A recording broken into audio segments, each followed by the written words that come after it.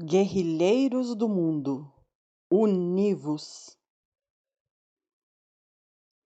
Um dos segredos mais bem protegidos que cheguei a conhecer em Cuba é a existência do campo de treinamento de Punto Cero de Guanabo, que não deve ser confundido com Punto Cero, simplesmente, que designa a residência privada dos Castro. Era ali, 25 quilômetros a leste de Havana, num território militar protegido por um portão comum que o regime formava, treinava e aconselhava movimentos de guerrilha do mundo inteiro e mesmo algumas organizações terroristas. A poucos minutos de praias paradisíacas, num terreno acidentado de 10 quilômetros quadrados cobertos de vegetação, espalhavam-se mais de 50 prédios em diferentes aldeias, distantes umas das outras e ligadas por uma rede de trilhas. Havia salas de aula, imóveis residenciais, uma cantina capaz de servir 600 refeições por hora, centros de treinamento com percursos de obstáculos, 3 polígonos de tiro, uma pedreira para detonação de explosivos, 2 carcaças de aviões para simular em escala real sequestros de aviões de voos comerciais. E também um helicóptero, igualmente pregado ao chão. Permitia que os estagiários aprendessem como desembarcar dessa aeronave numa aterrissagem com as pás da hélice ainda em movimento, e também como tomá-lo para sequestrar seus passageiros. Ali, somente os instrutores, membros das tropas de choque, eram cubanos. Os recrutas vinham da Venezuela, da Colômbia, do Chile, da Nicarágua, enfim, de toda a América Latina e mesmo de outras partes do globo. Podemos estimar com sensatez que 90% dos líderes das guerrilhas latino-americanas passaram por Punto Cero de Guanabo. Quer pertencessem ao ELN, às Farc, ao M19, 3 organizações colombianas, ao Sendero Luminoso Peruano, ao Movimento Revolucionário Túpac Amaru, MRTA, também do Peru, à Frente Patriarca Manuel Rodrigues, FPMR, do Chile, à Frente Sandinista da Libertação Nacional, FSLN, Nicarágua, ou à Frente Farabundo Martí de Libertação Nacional, FMLN, El Salvador. Para eles, Cuba era a Meca e Punto Cero de Guanabo uma parada obrigatória. A idade de ouro do Campus da Revolução ocorreu na virada da década de 1970 para a de 1980.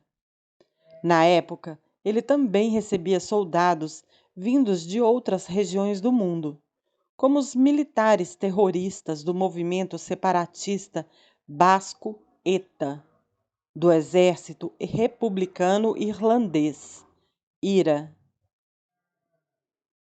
do Fatah de Yasser Arafat, da Frente Popular para a Libertação da Palestina, FPLP, de George Habash, da Frente Polisário, oposta ao Marrocos desde 1975 pelo controle do Saara Ocidental, ou ainda dos Panteras Negras norte-americanos.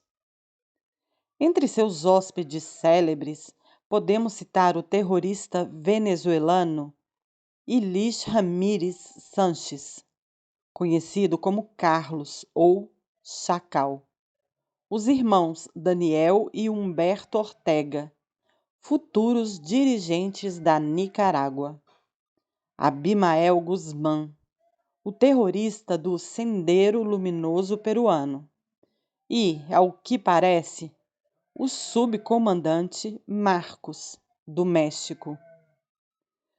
Saindo do Palácio da Revolução, que abrigava, no terceiro andar, o gabinete de Fidel, para chegar ao Punto Cero de Guanabo era questão de 20 minutos.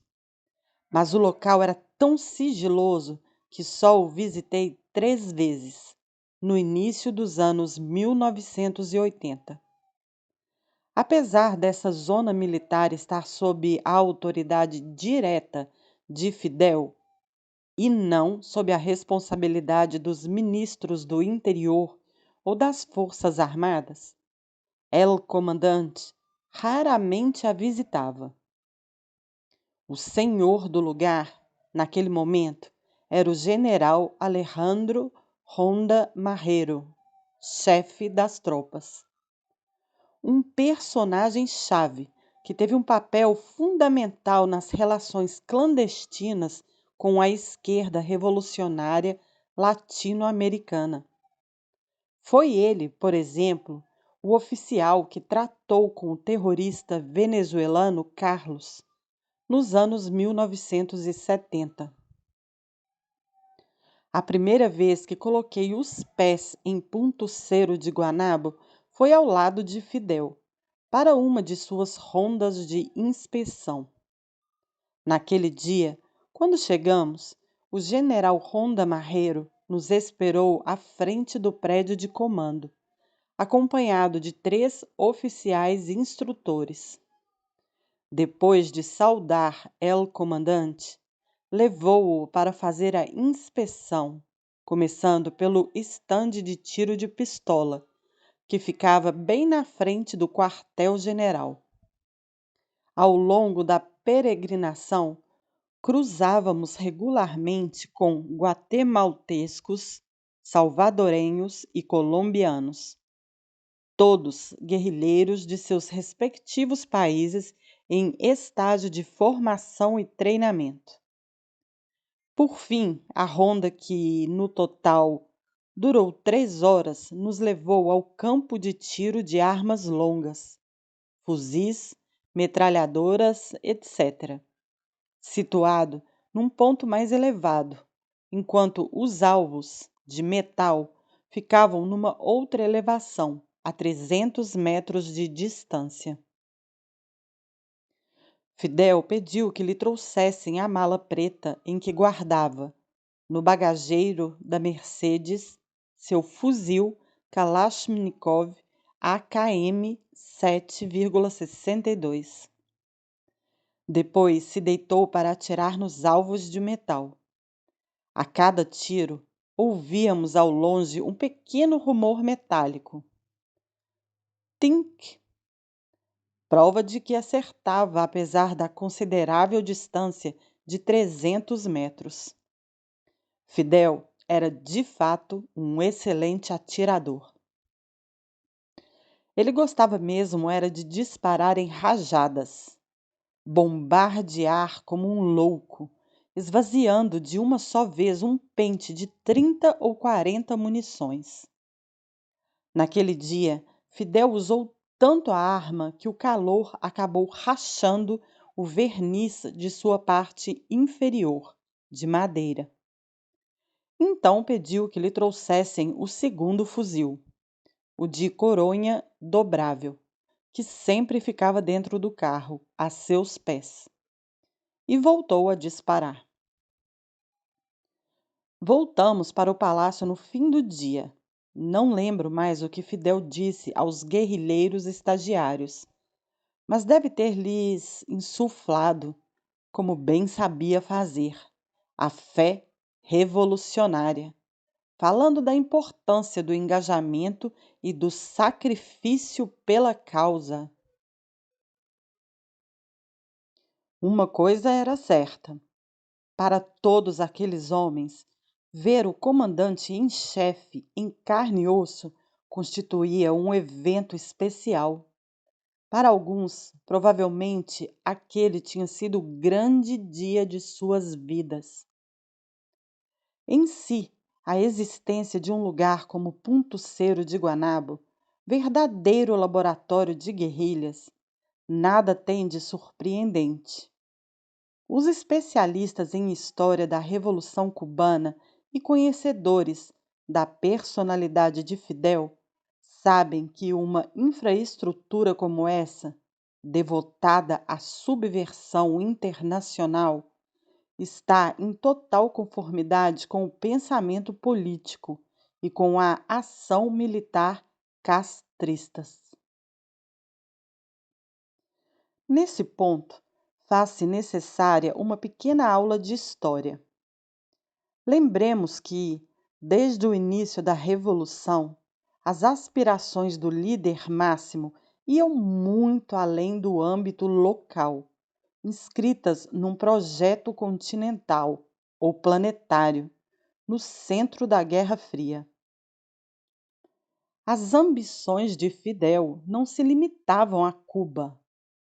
Castro queria exportar sua revolução para todo o mundo, a começar pelo continente latino-americano, onde queria criar um, dois, três Vietnãs, segundo a teoria castrista do foco, ou foquismo. Popularizada por Ernesto Che Guevara, essa doutrina afirmava que, multiplicando os focos de insurreição rural, esses primeiros pontos se propagariam como um incêndio até as grandes cidades e depois para o país como um todo.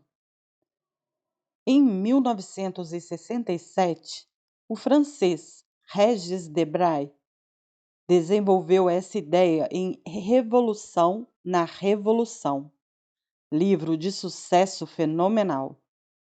Foi esquecido, mas nos meios universitários dos 5 continentes, esse best-seller se tornou uma obra de referência para todos os movimentos de guerrilha e seus futuros combatentes, tanto na América Latina quanto na África e no Oriente Médio. Também devemos lembrar que, a partir de julho de 1959, Fidel passou aos trabalhos práticos. Lançou iniciativas muito audaciosas em todas as direções. 6 meses depois da derrubada de Batista, por exemplo, já mobilizava um corpo expedicionário de mais de 200 cubanos na esperança de desencadear um levante contra o ditador Rafael Leônidas Trujillo, na ilha vizinha de São Domingos. Recebidos pelo exército local, os rebeldes foram exterminados. Um mês depois, uma operação idêntica foi montada, dessa vez contra o ditador François Duvalier, o Papadoc, no Haiti. Novo fracasso. Quase não houve sobreviventes. Em 1961, ano da construção do Muro de Berlim, pela primeira vez Fidel se engajou do outro lado do oceano. Enviou um carregamento de armas por barco aos combatentes do FLN argelino, em guerra contra o exército francês. Paralelamente, na mesma época, vários focos de guerrilha patrocinados por Havana estouraram na América do Sul. O Ejército Revolucionário del Pueblo foi criado na Argentina em 1962 e contava em suas fileiras com um certo Abelardo Colomé Ibarra, o Furri, atual ministro do Interior de Cuba. Na Colômbia, o Ejército de Liberación Nacional, ELN, e as Forças Armadas Revolucionárias da Colômbia, FARC, nasceram em 1964. Che, por sua vez, se lançou numa aventura africana em 1965, tentando, sem sucesso, criar um fogo gigantesco a partir do Congo. Essa recapitulação histórica seria incompleta sem uma menção à Conferência Tricontinental, ou TRICO, que Fidel Castro organizou em janeiro de 1966 e durante a qual colocou oficialmente Havana no epicentro da subversão mundial. Foi uma reunião de cúpula de tipo inédito. Ao longo de 2 semanas, a TRICO reuniu forças anti-imperialistas vindas da África, da Ásia e da América Latina. 82 delegações de países descolonizados, de movimentos de libertação afroasiáticos e de guerrilhas latino-americanas se encontraram no Hotel Habana Libre. Entre os inúmeros participantes figuravam representantes da Organização para a Libertação da Palestina, OLP, uma delegação vietnamita, Salvador Allende, futuro presidente chileno, Amílcar Cabral, futuro herói da independência de Guiné-Bissau, e ainda o oficial guatemalteca Luiz Augusto Turcios Lima. Foi nesse contexto que Fidel abriu o campo de treinamento de Punto Cero de Guanabo. A morte de Che Guevara, em 9 de outubro de 1967, na Bolívia, marcou uma virada. Fidel constatou o fracasso dos focos de guerrilha rural, devido ao despreparo causado por uma visão demasiado romântica da revolução. Mas isso não colocou em questão seu objetivo fundamental: a exportação da revolução. Para isso, precisava aumentar sua eficácia, e os instrutores de Punto Cero de Guanabo se esforçavam nesse sentido. Para se ter uma ideia da seriedade com que a Revolução Internacional era preparada em Cuba, é preciso saber que os estágios de formação em Punto Cero de Guanabo duravam em média de 6 a 9 meses, ou seja, tinham quase a mesma duração de um serviço militar.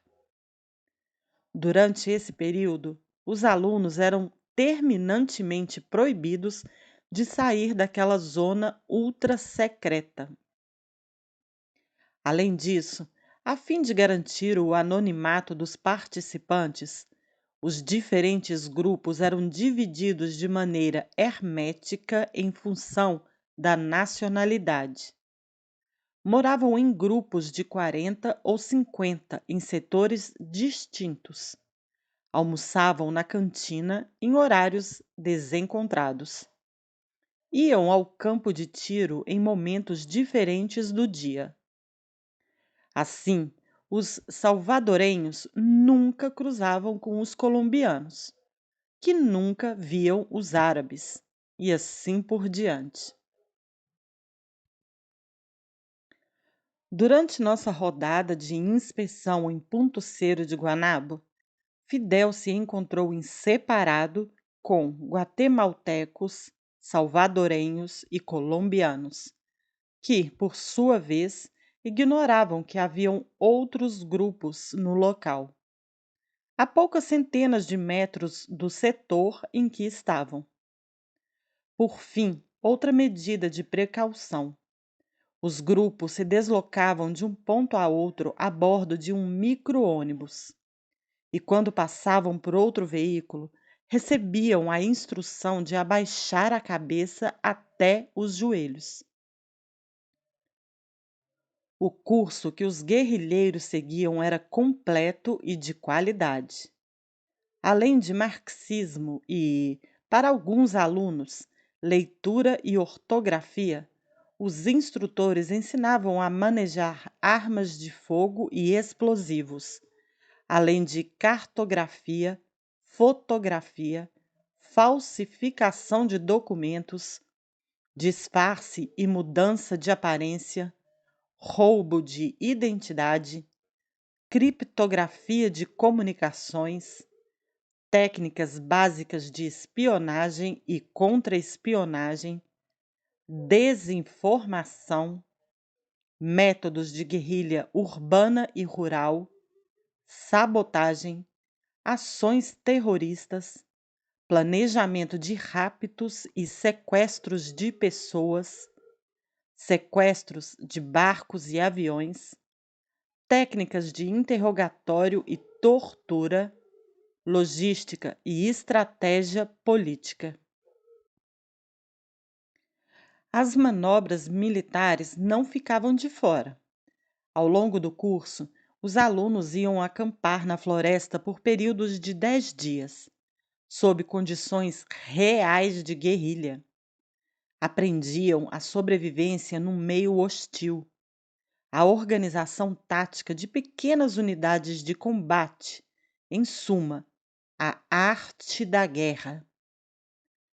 Essas operações aconteciam em um dos dois pontos de treinamento de tropas irregulares, PET, na província de Pinar del Rio, a 150 quilômetros de distância, no extremo oeste do país. Era o único momento em que os combatentes aprendizes deixavam a base de Punto Cero de Guanabo. Para a esquerda e para a extrema esquerda latino-americanas, todos os caminhos levavam a Havana. No entanto, imaginar que a revolução era preparada apenas dentro da Universidade de Punto Cero de Guanabo seria ingenuidade. Desde os anos de guerrilha e do começo da Revolução, Fidel atribuía considerável importância ao trabalho de espionagem realizado por seus serviços secretos no exterior. Sem ser o único, a América Latina era seu alvo prioritário. Assim, em 1975, ele fundou o famoso Departamento América, cuja responsabilidade confiou a Manuel Pinheiro, até então à frente da Direção Geral de Inteligência, DGI. Apelidado Barba Roja, justamente por causa de sua barba vermelha. Esse grande espião, mais esperto que uma raposa, tinha a missão de localizar, recrutar e formar simpatizantes da Revolução Cubana, fossem eles estudantes, sindicalistas, professores universitários, políticos ou até mesmo empresários. O objetivo: criar em todo o continente e pelas gerações futuras agentes de influência e propaganda, inclusive infiltrados nos governos. Um exemplo entre milhares. Nos anos 1980, a economista venezuelana Adina Bastidas foi recrutada pelo Departamento América enquanto ainda era conselheira do governo sandinista de Daniel Ortega, na Nicarágua. 20 anos depois, entre 2000 e 2002, foi vice-presidente da Venezuela, no seio do governo de Hugo Chávez. Outro exemplo de recruta do Departamento América, também posicionado no governo de Hugo Chávez. Ali Rodrigues Araque, ex-guerrilheiro que se tornou ministro do Petróleo e depois das Relações Exteriores. Um dia vi Barbarroca chegando a passos largos à antessala de Fidel no Palácio. Vinha acompanhado do sindicalista brasileiro Lula, que concorria pela primeira vez à presidência de seu país. Estávamos em 1989. A campanha eleitoral estava no auge no Brasil e, aparentemente, Lula achou útil passar por Havana para se encontrar com Fidel. As primeiras palavras de Barbarroca ainda ecoam em minha memória. Apresento-lhe o futuro presidente do Brasil, bradou. Sua profecia se cumpriu, mas 13 anos depois. O espião principal nunca ficou sabendo. Morreu num acidente de carro em 1998, no momento em que pretendia escrever suas memórias. Lula, por sua vez, que se tornou presidente do Brasil de 2003 a 2010, nunca foi ouvido expressando a menor crítica, a menor reserva ao regime castrista, que, durante seu mandato, deteve dezenas de prisioneiros políticos. Pior, em 2010, quando o dissidente cubano Orlando Zapata morreu na prisão depois de uma greve de fome, Lula, que estava em Cuba, declarou que não concordava com esse tipo de método. Ele estava falando da greve de fome. Para julgar a eficácia do sistema de espionagem cubano, nada melhor do que analisar o caso chileno. Antes da Nicarágua de Daniel Ortega nos anos 1980 e da Venezuela de Hugo Chávez nos anos 2000, o Chile de Salvador Allende, no início dos anos 1970, foi certamente o país onde a penetração da influência cubana se fez sentir com maior intensidade. Fidel colocou nesse país muita energia e recursos colossais. Eu não estava a serviço direto de Fidel nos anos cruciais do governo de Unidade Popular, UP, de Salvador Allende, 1970 a 73. Mas de tanto ouvir Barbarroca, que estava o tempo todo no Palácio Presidencial, e Chome, José Miguel Mirá Barruecos, o secretário de Fidel, discutindo a respeito do Chile, acabei assimilando a história como se a tivesse vivido com eles. Primeiro, é preciso restabelecer uma verdade. Apesar do que todos dizem, Allende não era um homem de Castro, nem sua criatura. Pelo contrário, na época, a ascensão de Allende não convinha muito a Fidel. Como o chileno havia chegado ao poder pela via democrática, demonstrava que existia, para a esquerda latino-americana, uma alternativa à luta armada: as eleições. Os verdadeiros pupilos de Fidel eram Miguel Henríquez, o dirigente do movimento de esquerda revolucionária, MIR, e Andrés Pascual Allende, cofundador desse movimento radical e, aliás, sobrinho do presidente Allende. Para Fidel, esses dois jovens marxistas formados parcialmente em Cuba, representavam o verdadeiro futuro do Chile. A tática de Fidel, sempre maquiavélico, era simples. Consistia em cultivar e desenvolver a imagem dessas duas esperanças da juventude chilena, a médio ou longo prazo. O objetivo de Fidel Castro, que sempre planejava o futuro com 3 ou 4 jogadas de antecedência, como um jogador de xadrez, era impô-los como os dirigentes naturais do Chile, para o dia em que as circunstâncias permitissem a um ou a outro suceder a Allende. Assim, com um pouco de paciência, Cuba teria um aliado incondicional em Santiago do Chile.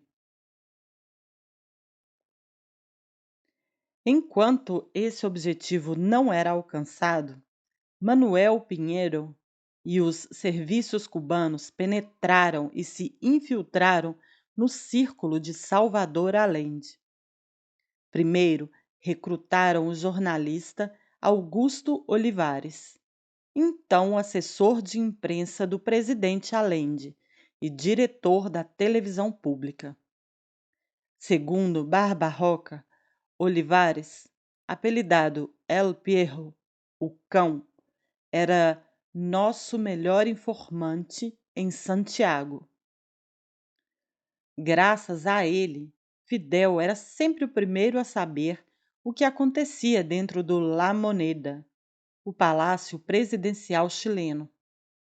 Às vezes, antes de Allende, lembrava Pinheiro. Além disso, os cubanos embolsaram Beatriz Allende, filha do presidente, que casou com um agente castrista a trabalho em Santiago do Chile.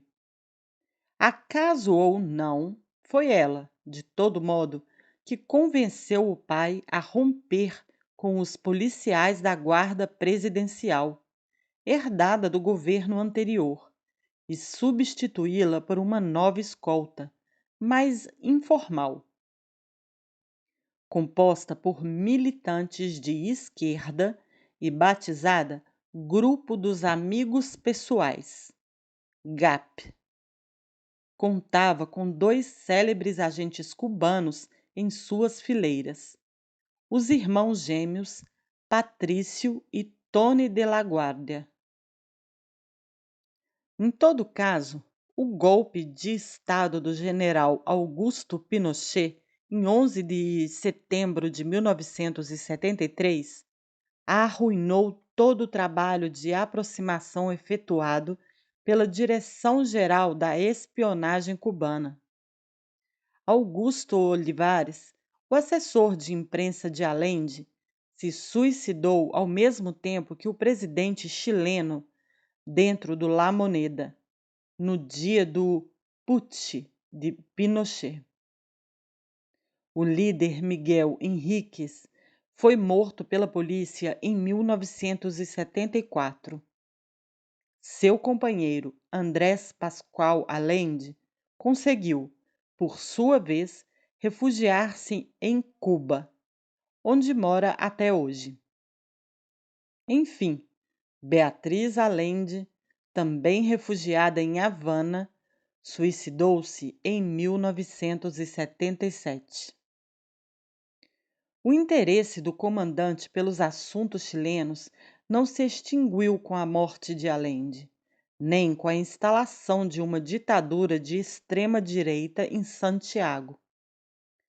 Pois no exato momento em que Pinochet tomava o poder, em 1973, centenas de chilenos estavam em Cuba estudando agronomia, medicina ou fazendo cursos para se tornar engenheiros. Como ficaram presos em Havana, Fidel propôs que seguissem formações político-militares e fizessem um estágio no campo de treinamento de Punto Cero de Guanabo. onde logo foram seguidos por outros compatriotas da esquerda revolucionária chilena, que se exilaram em Cuba. Entre esses novos recrutas pró-castristas estavam Juan Gutiérrez Fishman, ou El Chele, o Loiro. Filho de um arquiteto boliviano e de uma chilena, já instalado em Cuba, ele logo se destacaria. Primeiro, em 1983, El Chele se aproximou do primeiro círculo do poder ao se casar com Mariela Castro, filha de Raul, de quem se divorciou alguns anos depois de terem um filho.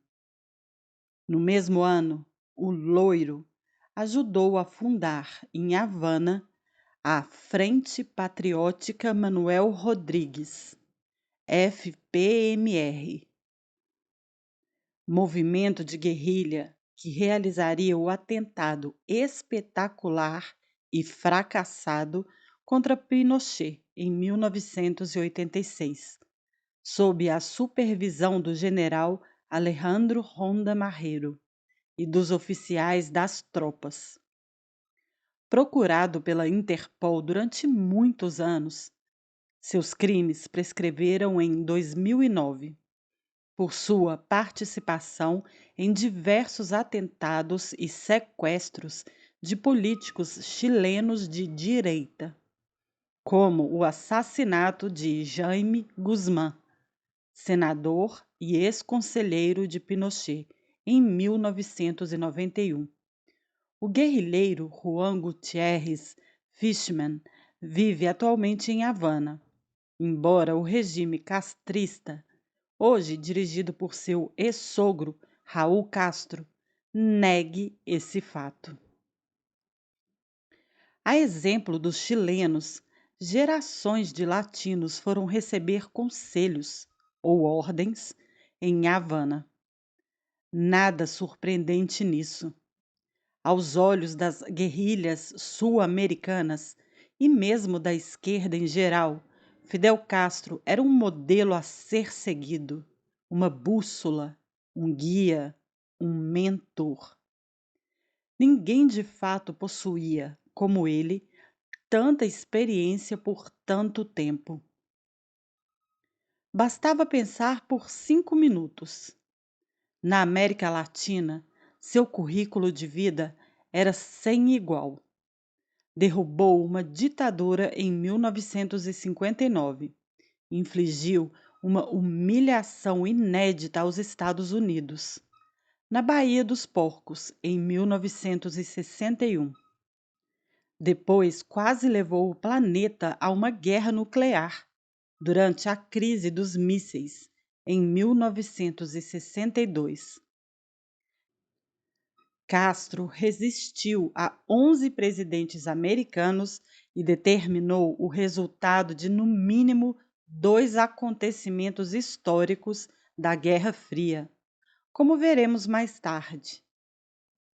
A Revolução Sandinista da Nicarágua, em 1979, e a Guerra Civil Angolana, no sul da África, nos anos 1970 e 1980.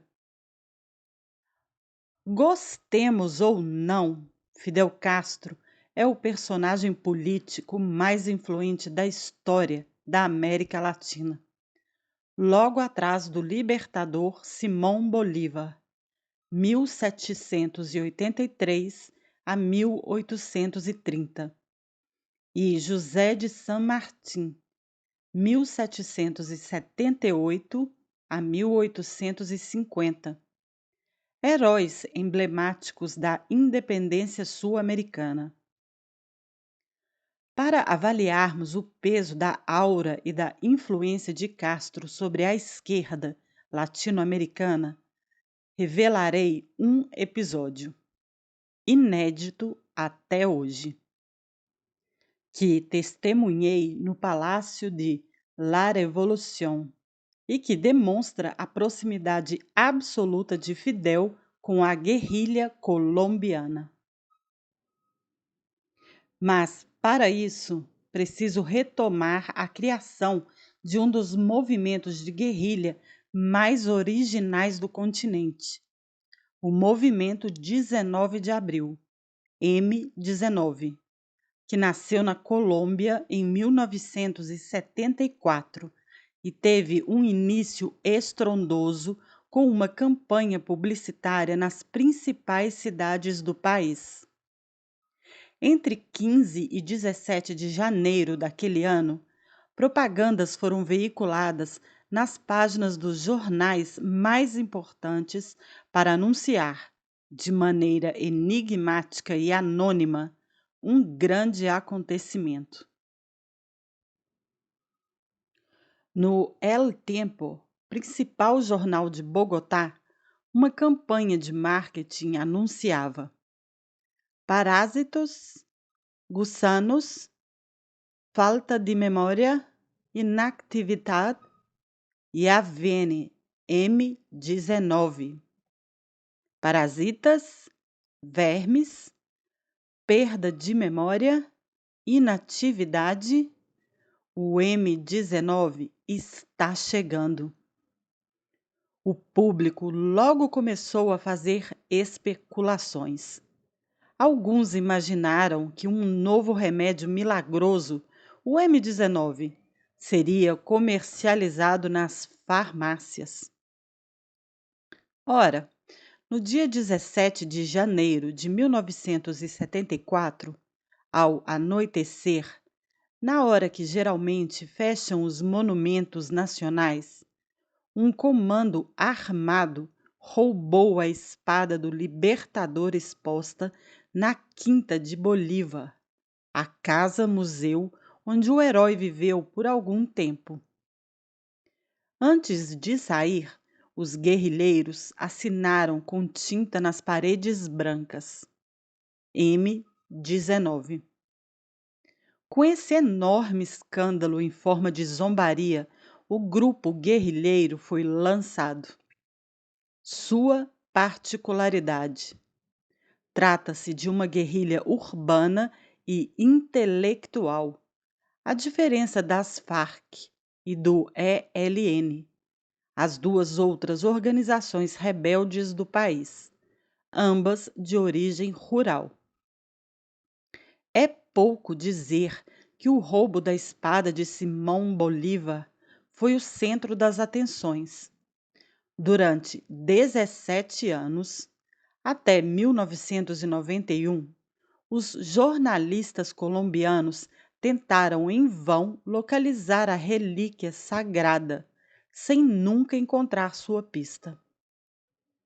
E eis que num belo dia de 1980, enquanto eu estava de guarda na antessala do gabinete de Fidel, por volta das 5 horas da tarde, Jaime Bateman, um dos fundadores do M19 e principal agente na organização do roubo da espada, é anunciado no Palácio da Revolução. Naquele dia, Fidel não esperou o visitante em pé à mesa, como de costume, mas atravessou a antessala onde eu me encontrava para esperá-lo no corredor, visivelmente impaciente para receber Bateman no umbral da porta. Era uma ocasião tão especial assim? Era. 1 minuto depois, Jaime Baterman saiu do elevador. No outro extremo do corredor, acompanhado por Barbarroja, Manuel Pinheiro, e veio na nossa direção. Carregava um objeto comprido, coberto com um simples pano preto. O momento foi solene. Jaime Baterman segurava a Excalibur roubada 6 anos antes. Quando chegou ao líder máximo, abriu o invólucro sobre nossos olhares embasbacados e apresentou-lhe o Santo Graal com as duas mãos na horizontal. Comandante, aqui está a espada do libertador, que tiramos do museu para colocá-la em melhores mãos, disse o guerrilheiro colombiano, comovido. Para que o senhor fique com ela até o dia em que for possível devolvê-la. Companheiro, agora sou o guardião da espada, respondeu Fidel, olhando-o fixamente nos olhos. A seguir, el comandante nos fez entrar no gabinete. Baterman, Barbarroja, Eugênio Selman, seu médico particular, e eu. Naquele momento, éramos, portanto, 5 a saber que a espada sagrada de Simão Bolívar estava em Havana, nas mãos de Fidel. Ele a conservou por 12 anos, escondida em algum lugar do gabinete, ou no quarto particular anexo a este, sem que ninguém soubesse de nada. Quase uma década se passa e, em 1989, o M-19 deposita as armas para se integrar à vida política. Em contrapartida, o governo colombiano exige uma garantia. O M-19 precisava devolver a espada. Então, assim como Jaime Baterman, morto em 1983, tinha ido confiá-la a Fidel, outro dirigente do M-19, Arjaide Artunduaga, vem recuperá-la das mãos do comandante em janeiro de 1991 para repatriá-la clandestinamente a Bogotá, depois de 17 anos de ausência, 12 deles no gabinete de Fidel. Ela é guardada em segurança num cofre do Banco de La República de Colômbia e uma réplica fica exposta na Quinta de Bolívar. O roubo da espada de Simão Bolívar ainda fez muita tinta correr. Jornais colombianos várias vezes afirmaram revelar o que realmente havia acontecido com a relíquia ao longo dos 17 anos de ausência, com grande número de testemunhos exclusivos. Antigos membros da guerrilha colombiana se pronunciaram a respeito. Em 2013, 39 anos depois do acontecimento que tanto perturbou a Colômbia, vi Antônio Navarro Wolff, líder histórico do M-19, que veio a se tornar senador, explicar sem maiores detalhes que os cubanos tinham cuidado da espada. Em momento algum esse guerrilheiro, que com certeza sabia da verdade, mencionou o nome de Fidel, para proteger a imagem do líder máximo, que não poderia ser envolvido em um roubo vulgar em um país estrangeiro. Esse exemplo é uma boa medida do poderoso sentimento de reconhecimento e lealdade que a guerrilha colombiana e, para além dela, a maior parte da esquerda latino-americana tinham por Fidel Castro, mesmo muito tempo depois de terem depositado as armas. Líder natural na América Latina, El Comandante também desempenhou um papel na África do Norte e no Oriente Médio. Desde o início da Revolução, cultivou e desenvolveu redes nessas duas regiões do mundo e fez da causa palestina a sua causa.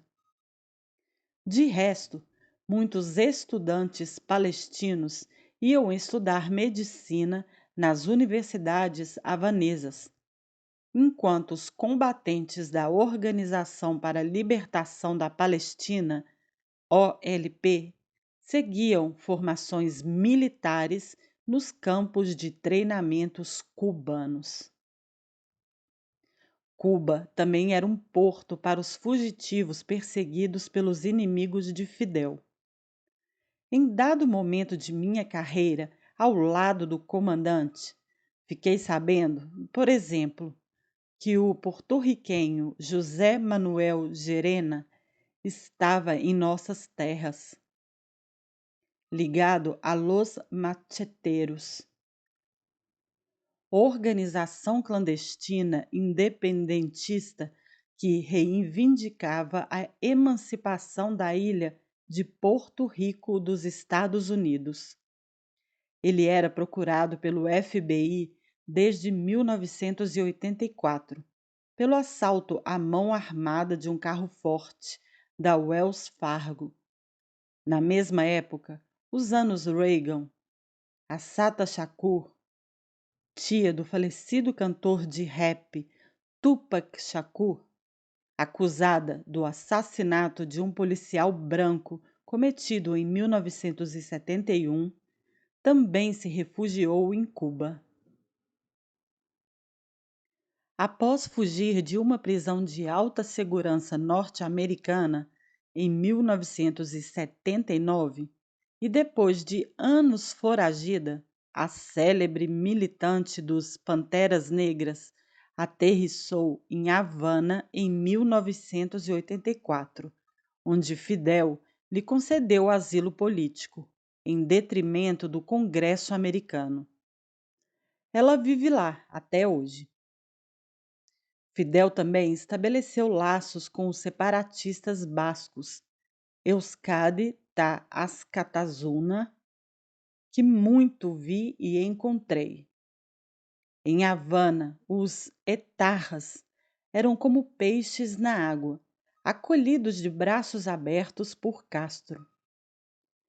Na época, geralmente eram recebidos no prédio do departamento LC-26, Luta Urbana, das tropas de choque cubanas, situado na rua 222 do bairro havanês de La Coronela. Lembro de seus nomes compostos: José Ángel Urteaga Martínez, José Inácio Echarte Urbieta, José Miguel Arrugueta ou ainda Miguel Ángel Apalateg, o Apala.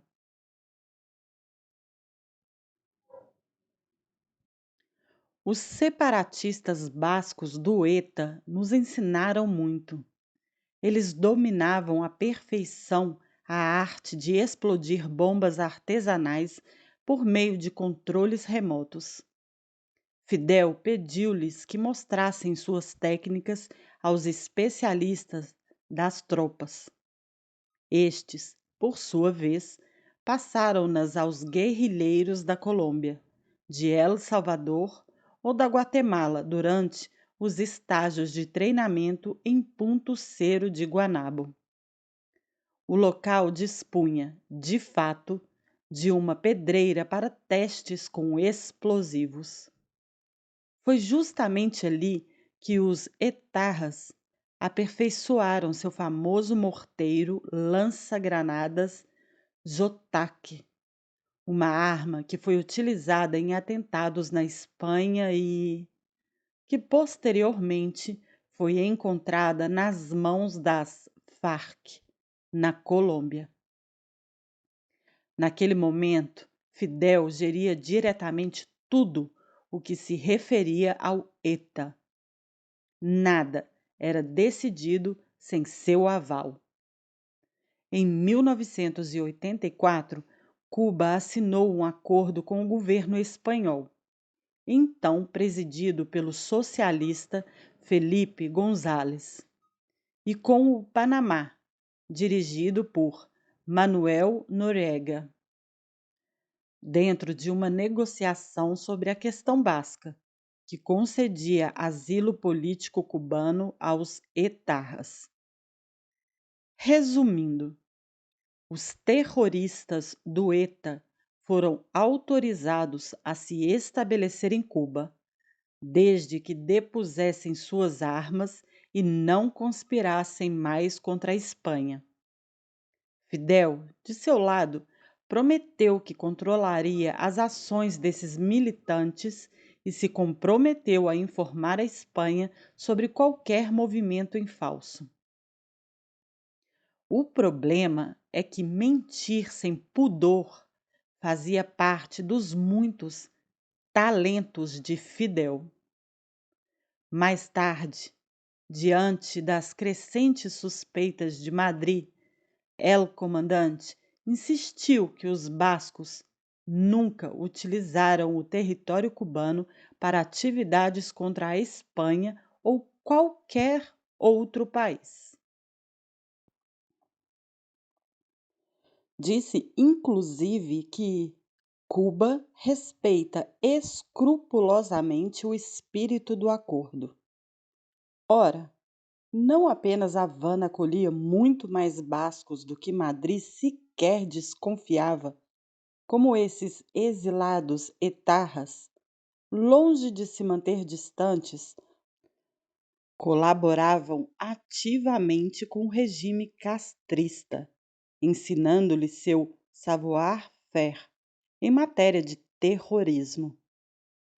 Além da arte de manejar explosivos, esses especialistas da luta clandestina em área urbana ensinaram aos oficiais de Fidel a arte do sequestro, da tocaia e técnicas para evitá-los. Não era só isso. Os etarras também serviam de emissários clandestinos na América Latina. Quando El Comandante precisava passar uma mensagem secreta a um de seus contatos no continente, chamava um mensageiro basco que era enviado em missão para encontrar um sindicalista, um político, um chefe guerrilheiro. Munido de um passaporte cubano, mas se passando por espanhol, este último chamava muito menos atenção que um cubano com um sotaque reconhecível entre milhares. Certo dia de 1993, Fidel decidiu ir à Casa de Protocolo, número 1 das tropas. Partimos em comboio, nas Mercedes. Em Cuba, as casas de protocolo designavam as mansões utilizadas de maneira discricionária pelo regime para alojar visitantes de passagem, personalidades ou espiões que estavam visitando a ilha. Elas garantiam um nível de confidencialidade superior ao do Palácio Presidencial, motivo pelo qual Fidel tanto as apreciava. Quando chegamos no local, conheci o alto dirigente basco Joaquim Gorostidi Artola, o responsável oficial da Comissão de Deportados Bascos, encarregado de estabelecer contatos com a diáspora dos terroristas bascos no exílio, sob a proteção do acordo internacional já evocado. Fidel e Joaquim se instalaram no salão dessa casa, que ficava muito próxima do casal Castro. Joaquim era, obviamente, um simpatizante castrista. Juntos, os dois lembraram as idas e vindas dos etarras entre Cuba e a América do Sul, embora fossem proibidos pelo acordo internacional. Depois falaram de negócios, pois Fidel queria a qualquer preço que os bascos o ajudassem a contornar o embargo americano naquele momento difícil. o início dos anos 1990, em que a situação econômica da ilha era desastrosa, a ponto de ameaçar a revolução. Roquim, é muito importante que você nos ajude a criar empresas fora de Cuba. Insistia Fidel, sempre convincente e impressionante, mesmo que apenas pela presença física. É crucial. Assim, poderemos comprar produtos que o cruel bloqueio Yankee nos impede de adquirir. Roquim se mostrou muito compreensivo e perfeitamente disposto a ajudar Fidel, indo além de suas atribuições oficiais. De todo modo, já fazia muito tempo que o ETA cooperava discretamente com Cuba no âmbito econômico. Desde o início dos anos 1980, a Organização Basca possuía em Cuba uma empresa de importação-exportação de peixes, gados-mar, bem como uma fábrica de caldeiras e de tubos de poliéster, o GAU. Esta, aliás, tinha uma filial na Venezuela, outra na Bolívia e uma terceira no Panamá, cujo nome comercial era Caidetarra, se não me falha a memória. E creio que não falha. A função dessas entidades: financiar o separatismo basco e a Revolução Cubana. Assim, do País Basco espanhol à Palestina e do Chile à Colômbia, Fidel interferia em segredo, prodigalizando conselhos, teleguiando guerrilhas. Sua extravagante esperança: mudar, mais uma vez, o curso da história, como fizera em 1959 em seu próprio país. Paciente como um jogador de xadrez, ele mexia seus peões. Mas, por muito tempo, não acumulou nenhuma vitória decisiva. No entanto, depois de 20 anos de esforços, El líder máximo finalmente obteve um sucesso. E que sucesso! A 1.300 quilômetros de Havana, deu-se um remake da Revolução Cubana. Manágua, a capital da Nicarágua, caiu nas mãos da Revolução Sandinista e, como Batista 2 décadas antes, o infame ditador Anastácio Somoza abandonou às pressas seu bunker, a capital e o país em convulsão. A imprensa internacional celebrou o triunfo dos rebeldes da América Central, comandados por 2 irmãos, Daniel e Humberto Ortega. Mas ninguém parecia estar a par do papel desempenhado por Fidel nos bastidores. Ninguém, exceto nós. Um punhado de ministros, generais e sua escolta, que, no War Room havanês de Fidel, seguíamos havia meses o desenvolvimento da situação, o avanço dos rebeldes e, por fim, a queda do último ditador dessa República das Bananas.